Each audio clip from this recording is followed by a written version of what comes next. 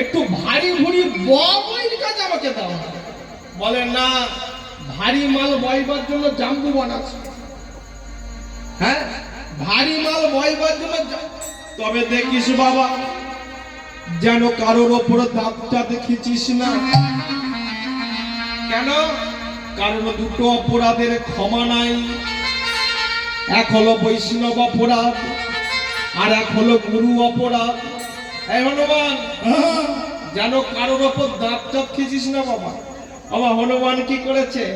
সকালবেলা যখনই দু চারজন এসেছে, এ ভালো করে যত্নার্থী করে পাটা ধুয়ে মুছে মাছে দিয়েছে। যখন দু চারজন এসেছে, একটু বেলার দিকে যখন 10-12 জন একসঙ্গে ঢুকেছে, একটু রাগ হতেই চায়।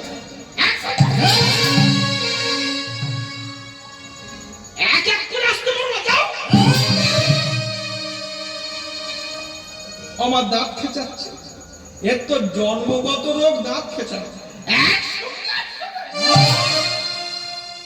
দুপুরের দিকে যখন 20-50 জন একসঙ্গে ঢুকেছে, এ তো লাফালাফি করছে। আমি বারবার প্রভুকে বলেছি, এই সব কাজ আমাকে দিও না।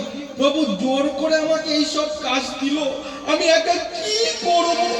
কজনের তেল মাখাবো, কজনের পাবো? শেষকালে কি করলো জানেন মা?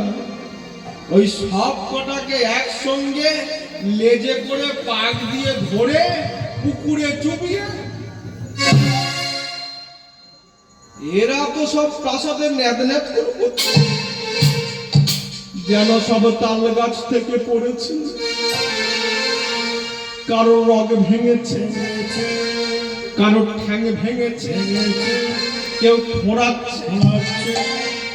রামচন্দ্র দেখে বলি, এ তোমরা কি করেছো? হ্যাঁ, তোমাদের এমন ফেটে ফুটে গেল কি করে?